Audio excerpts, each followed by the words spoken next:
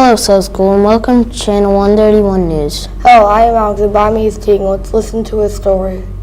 Thank you, Alex. Do you know the New England Patriots, ones that won the last 2 out of 3 Super Bowls and are almost unstoppable? Do you ever think who started this unbelievable organization? Well, his name is William Billy Sullivan. Have you ever heard of him? Well, if you have, these are some more facts that you probably didn't know. If he's new to you, there's a place to stay, if he's new or not. The New England Patriots started in the AFL in 1960. From 2003 to 2008, they won 82 out of 100 games. That's the best 100-game stretch in league history. The Patriots play in the AFC East Division. They have won the Super Bowl 6 times since 2000. William Sullivan was born September 13, 1915 in Lowell, Mass. He sadly died going down Patriots Hall of Fame on February 23, 1998. William went to Boston College and graduated in 1937. William also founded the Jimmy Fund and raised more than $15 million for children cancer. William organized the financing of Foxborough Stadium. It was built in 1970 for $6.7 million. William founded the Boston Patriots in 1959, making the 8th franchise in the American Football League, now known as the NFL. The organization started to play in the AFL in 1960 as Boston Patriots. The head coach was Lou Saban, along with some defensive and offensive coaches. They went 5-9 in their first season. They ended up in 4th place in the AFL's East Division. William Sullivan was the first ever contributor in the Patriots Hall of Fame. He owned the team for 29 years. They made it to the Super Bowl in 1985 against the Chicago Bears. In the end, they lost 45-10. In the 1960s, they played throughout Boston, even including Fenway Park. That's almost everything you need to know about William Sullivan and the New England Patriots organization. Hope this helped you know a little bit more about William and the Patriots. Now try to outsmart your friend or family member about the Patriots. Back to you, Alex. Thank you, Teague. Oh, I didn't know that the New England Patriots founder is William Sullivan. Yep, and now let's give it over to Ben. Thank you, Alex and Teague. Have you ever wanted a hobby that has something to do with electronics and gaming? If you do, I have something for you. It's called coding. Coding would probably be a really fun hobby if you like gaming and being creative. There are some words you might not understand, like an animation script. An animation script is a big line of instructions that's all for show and doesn't actually do anything. The other words you should know are sprite, master script, clone script, and master sprite. A sprite is a character that can be anything and do anything. A master script is a script only the master sprite can use. A clone script is used only by the clones of sprites. A master sprite is the sprite that's cloned to make clone sprites. Certain yellow blocks start codes. You'll have to assign a number, key, coordinate, score, size, number of steps, how much time you will, and what costume you put on a block of code. Well, to simplify it, you have to give it a purpose. Events in broadcasting is used for sending messages to other sprites. Copying, cloning, and duplication are very useful when coding because you often need copies of something. But cloning makes it able to make more codes with one code. When you clone a master sprite, the master sprite isn't usually used. The master sprite only uses a master script, but the clone sprites use both master and clone scripts.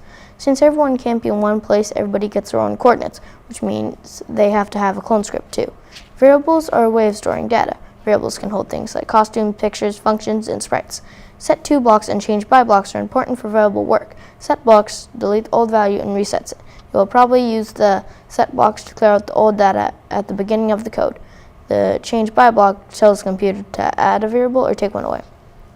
You can use all these skills I've taught you to make anything you like games, mods, texture packs, and shaders. All sorts of other things. You could also show your friends how to code. Back to you, Alex and Teague. Thank you, Ben, for telling me information. Wow, I want to do that on my computer tonight. Oh, I don't know. I didn't know how to do coding, but I do now. Let's see what Alex has in store for us with his story. Thank you, Teague. Have you ever wondered how America's most watched and favorite game, football, was made? The first game was on November 12, 1892, with the Allegheny Athletics defeating the Pittsburgh Athletics. The first player is William Walter Heffelfinger. The NFL draft is the only way for players to get in the NFL. It happens once a year. Players have to play in college to get in. The NFL Combine is held in the Lucas Oil Stadium. It's a chance for scouts to see what the players are made of. The Super Bowl happens once a year and it's the main championship game in the NFL. It was called the AFL and NFL Championship until 1940. The Super Bowl was watched by millions. Teams get in by winning their respective conference championship in the playoffs. Every member in the Super Bowl winning team gets a ring. The person with the most is Tom Brady. A lot of rings have diamonds. Every ring has a perfect size for a player. Coaches also get rings. Players don't wear rings in games. Equipment is made to keep players safe. The helmet is the main part. President Teddy Roosevelt got the idea to make the game safer. Gloves. People may think that they may not matter, but if their hands got blade and they don't have gloves and touch a person's face mask, well, it wouldn't be safe. Well, you just learned a lot of football. That's how football was made. I hope you enjoy it. Back to you, Teague. Wow, I didn't know that William Heffelfinger is the first football player. Yes, he is.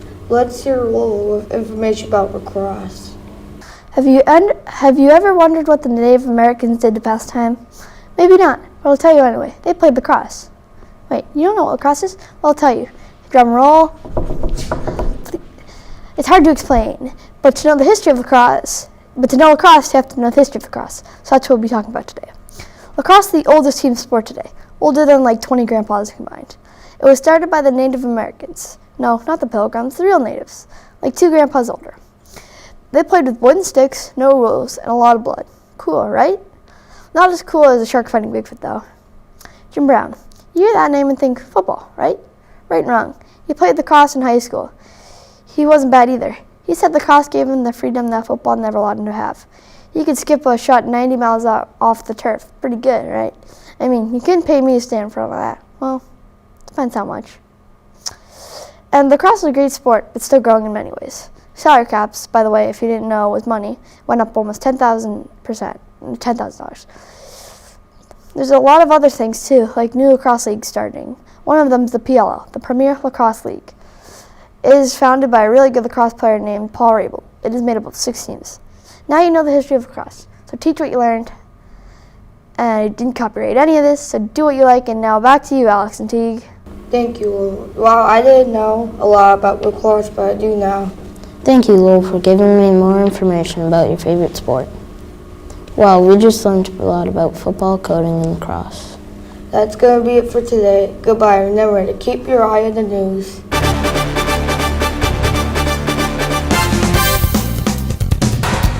Hi, my name is Costa, And my name is Bowie. and we're reporting from Need to Know Sports News. Today you will be learning about Jackie Robinson, presented by Jalen, Drew Brees presented by Costa, Bill Belichick, presented by Bowie. and the history of basketball presented by Theo. So let's get started with Jackie Robinson by Jalen. Thank you, Bowie and Costa. After a long day at work, you come home, turn on the TV, and see an African American playing Major League Baseball. That's normal, right? Well, back in 1947, that was different. Yep, that's Jackie Robinson, the first African American baseball player. Today, I will be informing you about Jackie Robinson. Jackie was born just outside of Cairo, Georgia, in a small barn with 4 other siblings. His father, Jerry, was a sharecropper. He left the family in 1920 and never returned. He soon lost faith. As a kid, Jackie got into many fights. That sometimes didn't bother him. Jackie's mother, Millie, moved the family to Pasadena, California. She worked many jobs to support the family. Jackie was drafted into the United States Army during World War II. After that, he became the athletic director at Sam Houston College in Austin. Jackie wasn't just a baseball expert. His brother, Mac, was excellent all around at sports. Mac played baseball, basketball, and track and field. Mac was selected for the Olympics in 1936 for track and field. Unfortunately, he placed second, but that encouraged Jackie to redeem his brother. Jackie made it into the UCLA's Hall of Fame in 1984 for baseball. Jackie either wanted to play Major League Baseball or be a journalist, but on April 15, 1947, his dream came true. Jackie took the field for the Brooklyn Dodgers. Coach Rickey had some troubles to get Jackie on the team because he couldn't register one of the team's members as a black man. He wouldn't be allowed at hotels when on the road. As I mentioned earlier, Jackie took the field on April 15, 1947. When Jackie was at his position at second base, he could hear mostly boos, but he could hear some chanting every here and there. Although he was the first African-American baseball player ever, he was also one of the greatest players to ever live. Jackie's number, 42, was honored by retiring his number in every Major League Baseball park. I hope your brain is overflowing with informational details about Jackie Robinson. That's it for me today, but always remember, Jackie Robinson's legacy will never be forgotten. Back to you, Bowie and Costa. Wow, I really didn't know that Jackie Robinson was in World War II. That's crazy. Anyway, here's Costa with Drew Brees. If you don't, Drew Brees is a famous NFL quarterback. You can find him in local restaurants and stores of New Orleans, Georgia. Bree's high school and college years. When Drew was in high school, he played for the Westlake Chaparrals in Austin, Texas. In college, Brees played for the Purdue Boilermakers. Brees got drafted to the San Diego Chargers in 2001 in the second round of the NFL draft. Brees got traded to the Saints in 2006. Drew's favorite breakfast is peanut butter on toast with honey and banana. Drew's favorite drink is root beer, but he will only drink it during the off-season. Drew's favorite book is Blank. Drew's good luck charm is a bracelet that says Finish Strong. When Drew is working out, he listens to music from the 1980s. Saints, February 7th, 2010, Super Bowl XLIV was the most watched TV in America. Brees, standing at 6 feet tall, 183 centimeters, is considered short. The average quarterback is 6'3", 191 centimeters tall. Brees and the Saints only have one Super Bowl ring. The Saints were founded in 1967. Becoming Drew Brees. If you want to become Drew Brees, you have to work out. Some workouts are pull-ups, lifting weights, pushing a sled, not a snow sled, but one that you put weights on and you can lift a tire. Some other workouts and strategies are tug-of-war to build your muscles. You can also play a pretend football game. Now, how might this help? This will help by practicing game situations. Fun facts. In high school, Drew was a star at baseball and basketball. When Brees got drafted to the San Diego Chargers in 2001, he wasn't playing like an NFL star. When Drew was in college, he played for Purdue Boilermakers. I hope you learned a lot about Drew Brees today. Back to you, Bowie. Wow, it sounds like every sport's a breeze to him. So here's Bowie with the latest news on Bill Belichick. Thank you, Costa. Did you know Bill Belichick is one of the most successful coaches of all time? So today I'll be talking about Bill Belichick. You're probably like, why Bill? Well, because my dad's a Philly fan, so I'm just going to prove proud to better. Bill has coached for many teams. His most successful team was with the Patriots in 2007 with 6 out of 10 Super Bowl wins, and that's impressive. His first coaching job in the NFL was with the Colts as an assistant coach in 1975. Also, he was an assistant coach for the Broncos, Giants, Lions, and then the Jets. He then had his first head coaching job with the Browns in 1991 to 1995. You might know Bill Belichick as well, Bill Belichick. Well, his real name is William Stephen Belichick. That's right, it's not Bill, it's William. Bill, aka William, was born April 16, 1952 in Nashville, Tennessee. Bill played lacrosse and football as a tight end and center in football. Bill entered the NFL when he was 23 years old. He attended Wesley University, Connecticut, and played lacrosse and football in college. Bill was Coach of the Year in 2003, 2007, and 2010. Bill was fined $500,000 for cheating. He was caught video recording their opponents' plays on offense and defense, and etc. Bill is married to Linda Holliday for years. Tom Brady and Bill Belichick, the most successful duo in the NFL. With Tom and Bill's amazing dynamic duo, they have won 6 out of 10 Super Bowl wins and only lost 3 together. After Tom and Bill's first Super Bowl win in 2002 against the Rams. That's it for the history of Bill Belichick. Hope you guys had learned a lot about Bill. So back to you, Costa. Wow, Bill is really standing his ground, kind of like the Patriots did on Lexington and Concord. Wow, nice reference. Anyway, here's Theo in the history of basketball. Thank you, Bowie and Costa. We know the sport, but what came before is a mystery to many. The man who created it isn't acknowledged much either, and both are very important to the game. The name of the game is basketball. James Naismith, he didn't know it, but soon he would make an extremely popular sport. It was a nice day, and a teacher named James Naismith was teaching a new game. It was almost finished, but it lacked a name. This game with 2 peach baskets and 2 metal poles. After a long thought process, he got it, basketball. Now he was eager to try it out. The first game, it was a cool winter day, and the class of students were trying to test a new game. The point of the game was to get a ball and a goal. The class was going to test it. Finally arrived, and the first game was a disaster. James Naismith had said it looked like as if they were trying to murder each other. So they made 13 original rules. One being you can only dribble or pass the ball. The Olympics started using basketball as an event in 1936, but women not so much. They thought that women couldn't do much. Then in 1996 it became a women's event too, but women were forced to wear dresses and makeup. Right now basketball thrives as the 7th most popular sport in the world. Some people think even more highly of the sport. We can only imagine what James Naismith would say about his sport. Back to you, Bowie and Costa.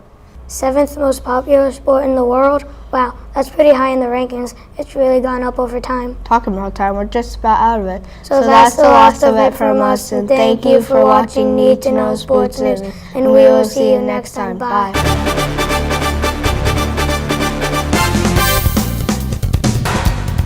Welcome to channel KMCH26. Hello, I'm Hannah. And hi, I'm Kate. Today we learn about flutes, snails, huskies, and golden retrievers. Wow, Kate, that sounds really interesting. Now over to Megan, and she will be talking about flutes. Thank you, Kate and Hannah. What is your favorite instrument? Mine is an ancient instrument that is a sweet but quiet tone. Introducing the flute. We all have an idea of what a flute looks like, but do they all look like that? Now I want you to picture what a flute looks like to you. Chances are you thought of a Western alto flute, the most commonly used flute, but there are many others. Most flutes you see are Western flutes, but one type that just kept getting mentioned while I was researching is the shakuhachi, a Japanese flute that is end-blown. The two other Western flutes are the piccolo, smaller and higher pitched than the alto, and the bass flute, which is so big it has to be made with a loop so that flautists can hold it, and it has the lowest pitch of the three. There have also been odd twists on alto flutes, such as the glass flute, flutes that double as walking sticks, and one that could hide a dagger. So here we have a common Western alto flute. Now, time to break it. Of course I wouldn't break my flute. It was made in 3 parts that can be taken apart and put back together again. And how about we learn about them? Now I think we should start at the top of a flute, that is. The crown is at the top of the head joint and can be unscrewed for tuning and cleaning. The embouchure hole or blowhole is where the air first enters the flute and is a hole in the lip plate, things your lips rest on, which is connected to the tube. Now the body doesn't have much to it. It's basically a tube with a bunch of keys on it. The foot joint can have 3 or 4 keys. The expensive ones have the E key and 3 others. So this flute used to be nothing but a lump of metal. You may ask how could a lump of metal become a beautiful flute? Well, first the keys are made with a method called die casting, where a mold called a die is used to make keys. Then the edges are smooth, cork is put in, the bottom is covered in felt, and the keys are attached to their rods. Screws and pins are used to attach the rods to the body and foot joint. The lip plate is soldered to the head joint next. After that, the head, body, and foot joints are fitted together, and a pro flautist does a sound check. Lastly, the flute is taken apart, cleaned, and put in a special case. I hope you learned a lot about flutes. Now back to you, Kate and Hannah. Wow, Megan, I didn't know there were so many different types of flutes. Yeah, like that dagger was hidden in the flute. Of course, Hannah, that sounded dangerous. Now Kate will share some facts on snails. Thank you, Hannah. Do you ever walk out of your husband's slip? Well, if you do, you'll come across a trail of slime. You carefully start to follow the trail. Maybe you guessed. Was it right? Well, if you guessed a snail, you were right, because when you turn that corner, you'll see that slippery thief. A snail shell is a key feature to protecting the snail's body. Their body is very slimy and squishy. Their shell could be big, small, or really any size. The snail only has one head at one end of their body, with 2 sets of feelers attached. These special feelers help the snail find its way around. Their teeth line their tongue. They have one long, slimy foot under their body. Did you ever go outside after it rained? Well, if you do, look for a slimy trail, because you will most likely find a snail at the end of it. Snails like to live in moist, leaf-like areas, like forests in the fall after it rained. If snails go anywhere hot or somewhere there is no water, the snail will dry out and die. Some snails and other mosquitoes live in water. Alive or dead, the snail can eat it both. From plants to small animals, the snails can eat them both. Dead mice or alive mice, them both too. Dried out plants are as healthy as can be, those too. Snails or other mosquitoes that live in water will eat algae or small bits of seaweed. In a fraction of a second, a snail can make up to 4 cups of slime. Snails use their slime for self-defense and mobility. The snail's predators cannot eat the slime the snail makes, which is one of the slime's greatest powers. Now that you know a bit more about snails, maybe next time you find a snail, you can challenge a friend to see if they can guess what amazing creature is around that corner. Hope you enjoy all your future snail hunts. Back to you, Hannah. Kate, some of those facts were very cool. Like that snails can eat both things alive and dead? Yeah, I don't know how they can digest both. That is so cool. Now, enough talking about me, and let's hear what Kiana has to say about huskies. Thank you, Hannah and Kate. Now, on to the huskies. Have you ever thought about a dog that loves the snow? Since these dogs are really strong and team-looking, they run in races and pull sleds. People that control sleds are called mushers. They make sure the dogs don't get out of control. The race is called the Iditarod. The Iditarod is really well known in Alaska. They basically do it every day because it's always cold and snowy there. But if these dogs want to run, they have to eat healthy. These big, strong, caring dogs need to eat some ample protein, a lot of meat, and bones, plus vegetables like carrots and cabbage. They also eat fruit like apples and bananas. This might be surprising, but huskies, depending on their gender, weigh up to 16 to 27 kilograms. Females weigh up to 16 to 23 kilograms and 35 to 51 pounds. Now, the males weigh up to 20 to 27 kilograms and 44 to 60 pounds. Without judging them on how much they weigh, they are still pretty strong dogs. These dogs have a secret within their fur. The secret is that these dogs have 2 coats of fur so they stay nice and warm. It's also smooth, and sometimes their fur can be gray, black, white, and even tan. And of course, they all have different marks on the head to tell us who's who. But the fur is one of the most important things on a husky. They have 2 coats of fur because they need to stay nice and warm, because I bet it gets really cold up there. Now that you heard my facts, could you go and buy a husky? They really need your help. Back to you, Hannah and Kate. That was one interesting story on huskies, Kiana. Yeah, like that fact on the race huskies race in is called an Iditarod. Now, for our last news report on golden retrievers by Hannah. Thank you, Kate. Have you ever seen the most fluffiest, the most active dog in your life? Well, here you have it. One of the most smartest and most courageous dogs living. These dogs are known for their playful attitude and making people feel better about themselves. Experts say that touching a dog could help relieve stress and anxiety. Goldens have a very thick, rich, shiny, fluffy coat of fur.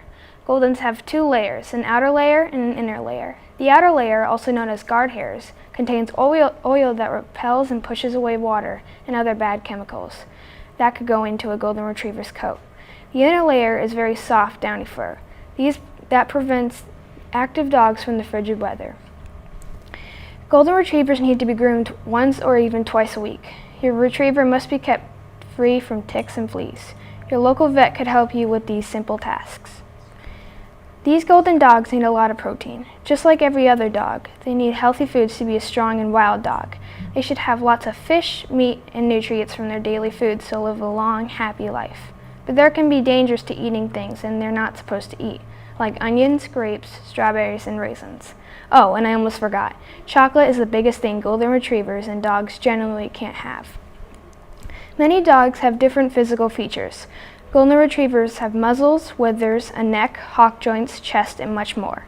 They have 10 times the better eyesight and hearing than people do. Dogs will obviously run faster than people do because they have double the legs. Sometimes their physical features can show their emotions in a way. Like when dogs wag their tail, that means they're happy. When dogs tuck their tail in between their legs, that means they're scared. But most dogs don't have 2-layer coats like they do. All of these puppies just need a loving and caring owner who look after them and play with them when they're lonely. These dogs are great for being trained. These dogs will probably be the most loving, the most caring, and most intelligent dog you'll meet in a long time. Back to you, Kate. Thank you, Hannah, and thank you for watching channel KMCH 26. Make sure you come back and see more on Channel KMCH 26. See you soon.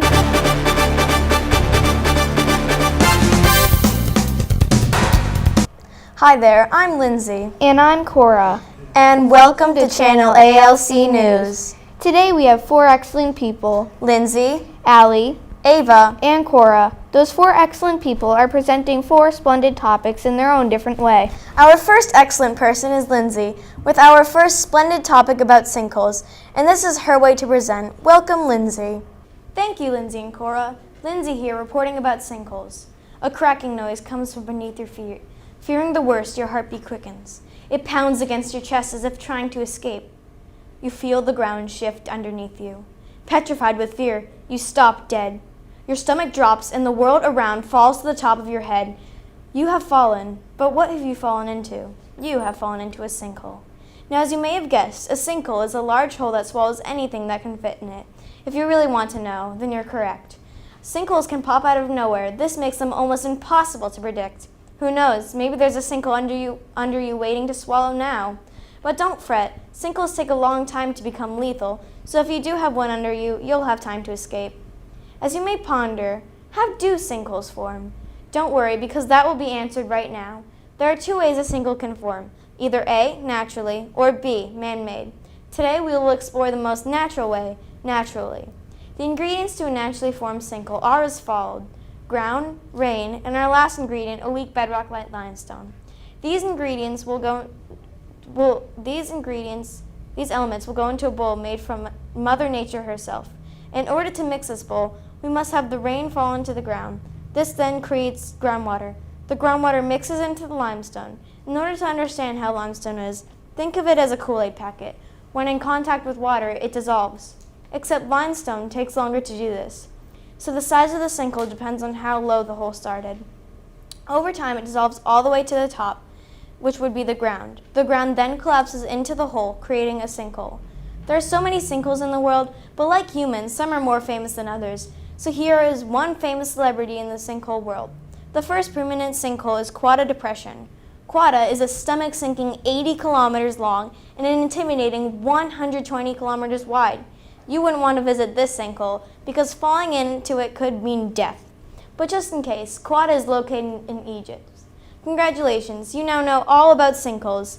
If you don't remember, this is what you've learned: what a sinkhole is, the celebrities of the sinkhole world, and how natural sinkhole forms. Back to you, Cora and Lindsay.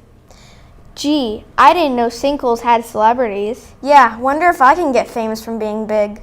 Next up, we have our second excellent person, Ava, with our second splendid topic about the first animated movie. And this is her way to present. Welcome, Ava. Thank you, Lindsay and Cora.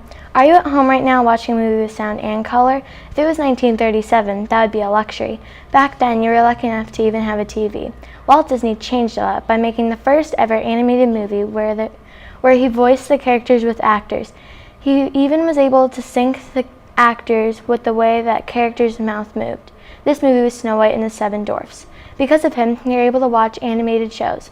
When Walt was 4, he was headed to Marcel, Missouri, with his mother, Flora Disney, his father, Elis Disney, his brothers, Roy, Herbert, and Raymond Disney. The Disney family was starting a new life, the farm life.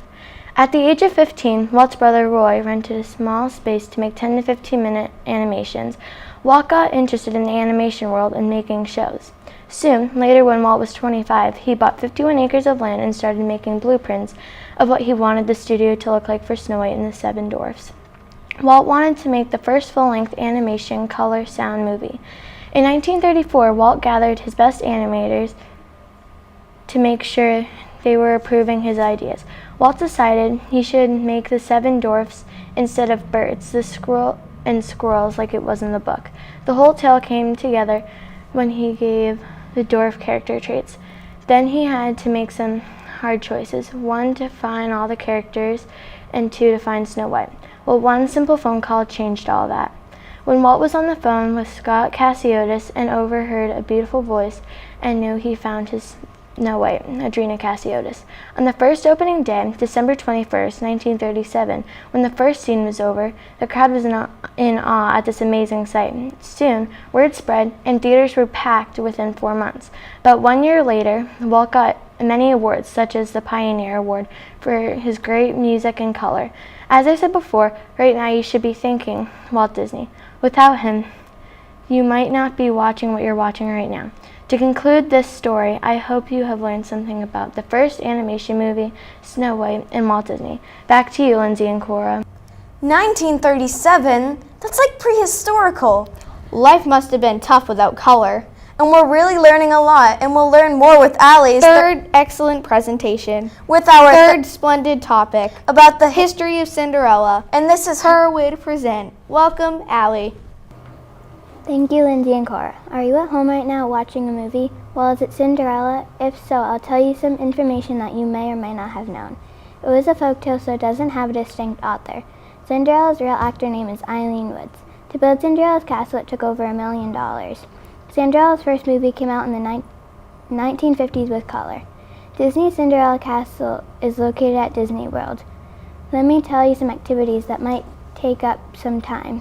You can go to the Royal Diner to maybe have a family dinner. This is something for your kids. They can go to the magical makeover of Bibbidi Boutique.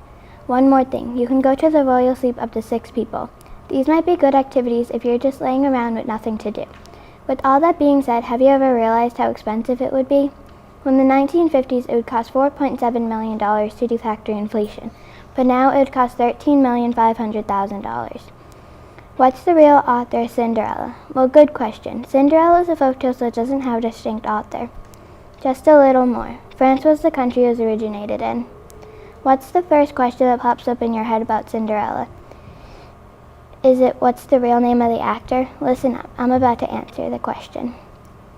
Let's start with the main character. Cinderella is Eileen Woods. Prince Charming has a singing voice and an acting voice. His acting voice is William Phillips and his singing voice is Mike Douglas. As I said before, Cinderella has been out for a while, but not long enough to be black and white. Also, did you learn anything by the end that you didn't know in the beginning? Back to you, Lindsay and Cora.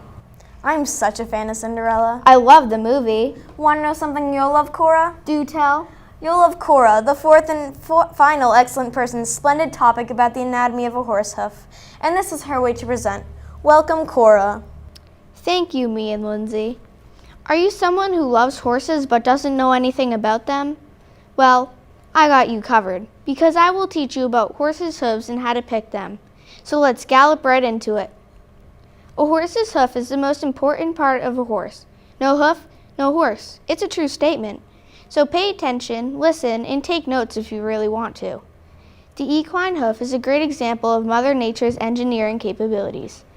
Each hoof is designed to support weight, regrow, and absorb shock, provide traction, and assist in pumping blood.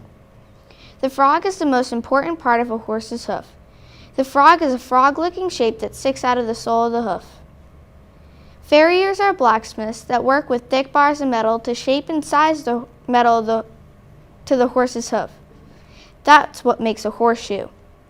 Farriers use a tool called a farrier's knife to cut out all the excess sole and frog in the feet of a horse. This is not like a normal knife. The farrier's knife is long with the hook at the end.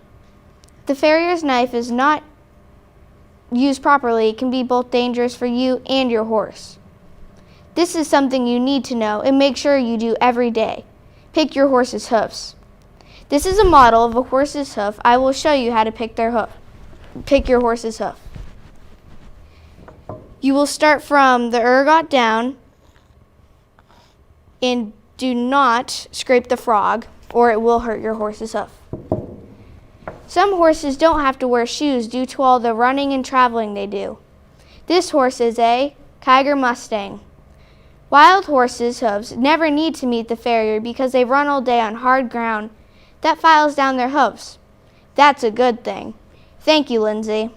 I bet you didn't know that certain horses don't have to get their hooves done. Wow, you're right. I didn't know that.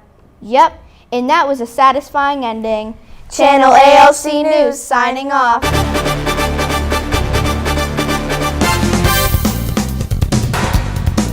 Good morning, South School. I'm James, and sitting right next to me is Tessa. Today we have many interesting presentations. One on the pro football player Tom Brady. Another on the history of acting. As well as pollution.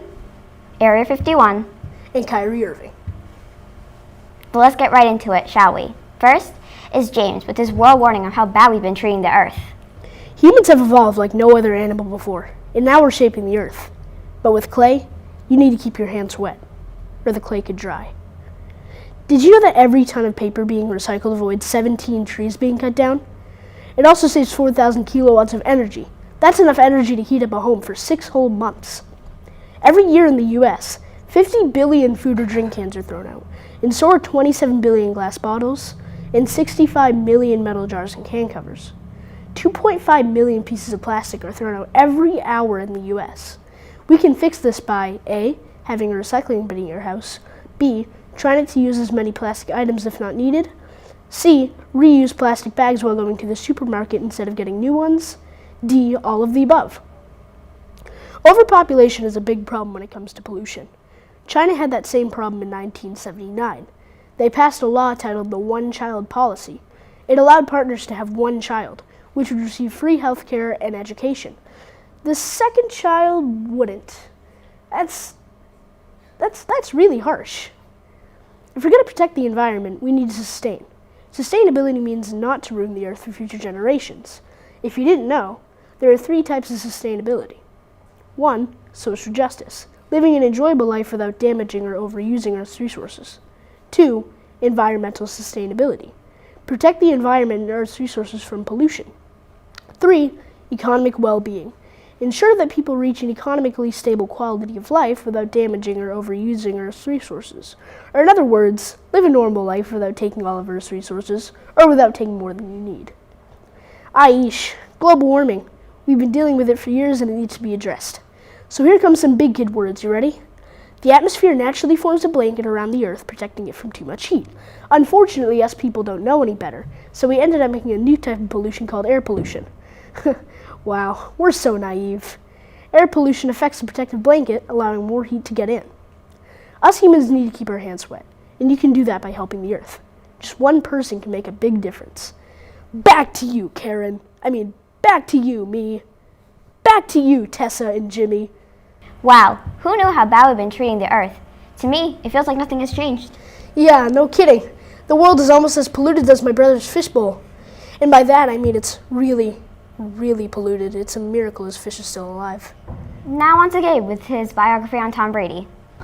Thanks, Tessa. In this project, I'm going to talk about Tom Brady. Tom Brady. Tom Brady's a talented quarterback, and there's probably some things you don't know about Brady. Tom Brady Jr. was a student at University of Michigan, where he played the position at QB. In his senior year, he earned a starting job as QB. Brady and the coaches got the coaches' trust by working hard, playing well, and setting multiple passing records. Also, Brady won against Alabama in a comeback overtime win, where he made 2 Orange Bowl records, throwing 4 touchdowns against 369 yards. Brady's career with the Michigan Wolverines made to the NFL. Brady was upset when his 2 hometown teams from California, the San Diego Chargers and 49ers, passed him in the 2000 NFL Draft. New England Patriots head coach Bill Belichick was surprised to see Brady not chosen in the 6th round. Belichick thought Brady had potential, so the Patriots drafted Brady in the 199 overall. Brady played in only 1 NFL game in the 2000 season, throwing 1 completion for 6 yards out of 3 pass attempts. A season later, Brady made to the NFL backup QB position. When the starter Drew Bledsoe got hurt, Brady took over and surprised his team to an 11-5 season and reached to Super Bowl 36 that same year. In Super Bowl 36, the Patriots met the St. Louis Rams, where the Patriots won their first Super Bowl win and Brady got a starting job. The next year, the Patriots were kicked out of the playoffs by one of their divisional rivals, the New York Jets, in 2002. In 2003, the Patriots defeated the Colts in the AFC Championship game and returned to the Super Bowl in Super Bowl 38. The Patriots met the Carolina Panthers, where they won their 2nd Super Bowl win. In 2004, the Patriots returned to the Super Bowl the 3rd time in 4 years. The matchup at Super Bowl 39 was Patriots vs. Eagles, where they won their 3rd Super Bowl win. Years passed where Brady and the Patriots lost in the 2005 playoffs against the Denver Broncos, lost in the AFC Championship game against the Colts in 2006, and lost the Super Bowl against the New York Giants in 2007. Brady and the Patriots had tough years, but never gave up. Right now, Brady has 6 Super Bowl rings, 4 Super Bowl MVPs, 3 league MVPs, and 14 Pro Bowl selections. 14 Pro Bowl selections, 6 Super Bowl rings, 9 Super Bowl appearances. That's a lot of NFL records. Tom Brady is the best QB in NFL history. Now back to you, Tessa. 14 times to the Pro Bowl? Wow, that's about how many times I go to the bathroom on Taco Tuesday. I really don't get football. Anyway, next we have Brighton to teach us about acting and dancing. Thank you, Tessa and Jimmy. So today I'm going to talk about the amazing events of singing and dancing and also acting. You should stay tuned if you want to do either of those things. Singing is so fun and cool when you're on stage, but when you're not on stage, you should be practicing your lines and songs. When you're on stage, you should sing nice and loud. So let's get it straight. If you want to act, you got to memorize your lines and listen on stage, because if you don't listen, then you will miss your part. Performing is amazing when you get on stage. The one thing you got to know about performing, you have to be quiet when other people are performing. Why? Why is because people can hear you in the audience. That can be disturbing. So, what is dancing? Dancing is where you move your body different ways, like flipping on stage. It's so awesome. But some things look like they're going to be dangerous. Don't worry, they are professionals, aka don't try this stuff at home, kids. But if you want to dance, then you got to go to some dancing classes, and you can go do those stunts. One more thing, there are 3 kinds of dances you can try: tap, jazz, and theatrical. Thank you everyone for listening to me and my friends and I. So, did you like what I talked about today? Well, if you did, get some singing, dancing, or acting lessons. If you want to do either of those things, if you didn't, then too bad. Don't try them. Okay, back to you, Tessa and Jimmy. Tight leather shoes with metal for bottoms? That sounds uncomfortable. I have to wear those every Thursday night for dance. Really? Next up, we have Sharunas with Kyrie Irving. Thank you, James. Kyrie Irving. He is one of the best basketball players. He is really good and makes far baskets. Kyrie plays on the Boston Celtics and used to play on the Cleveland Cavaliers with another very good player. Kyrie went to Duke, which was his college. Kyrie was very skilled in college and scored a lot of points in his first game. The coach knew he was skilled and could go far in the NBA. Kyrie was chosen to go to the NBA draft pick, and he was drafted to the team, the Cleveland Cavaliers. When Kyrie Irving was chosen to go to the Cleveland Cavaliers, he knew he could go far. In his first game, he just started, but the coach knew he could do a lot for the team. A few years later, Cleveland won a championship, and Kyrie made the winning shot, and the coach was happy. After when Kyrie left the Cavaliers, he went to a new team, the Boston Celtics. When Boston got Kyrie, all the players were amazed by his skill. The team needed him, but in the middle of the season, he got an injury. After he healed, the team got together and did amazing. Kyrie is still playing basketball on the Celtics. He is doing really good and making far baskets, and now in the playoffs. Kyrie will always be scoring baskets and will never mess up his dribble. Back to you, Tessa and James. Wow, seems like Kyrie Irving's a big part of the team. He's not as good as me at basketball. You're terrible at basketball. Thanks a lot. I mean, you could have just encouraged me to pursue my dreams. Nope. Here's Tessa with the latest on Area 51. Thank you, James. There are many alien conspiracies, yet none have been proven true nor false. Many alien conspiracies come from Area 51, what many people call the most mysterious place in the U.S. Alien is a word which today is often used to entertain people, but in 1874, the story was different. The word alien, as an adjective, means belonging to a foreign country or planet. As a noun, a foreigner, especially one who is not a naturalized citizen of a state, country, or planet, that may harm the planet or place. No one really knows what an alien looks like. Most say they are bright green with large black eyes and a wide head. Others say you can't see them at all. The chemistry of life may have begun shortly after the Big Bang, about 13.8 billion years ago, during the habitable epoch, when the first solid things were forming. When the universe was only 10 to 17 million years old, which is around the time dinosaurs may have evolved on Earth. But some people believe that life may have formed on another planet as well, yet no one knows for sure. You may be wondering, what is Area 51? Well, it is one of the most guarded military bases in the USA. It is located at a stretch of a desert near Grew Lake, Nevada. People have reported seeing strange lights coming from the area that seem out of this world. They have also reported seeing weird-looking aircraft in the sky, shaped like a circle or a flying saucer. These crafts have got the name UFOs. UFO stands for Identified Flying Object, but some recently declassified files explain it all. There are planes being tested for the government in the area. These planes are shaped like circles or flying saucers. Since scientists are testing if they would qualify for the government's needs for mechanics, like this picture, which shows the inside of a plane, which shows the inside of one of the planes they were researching.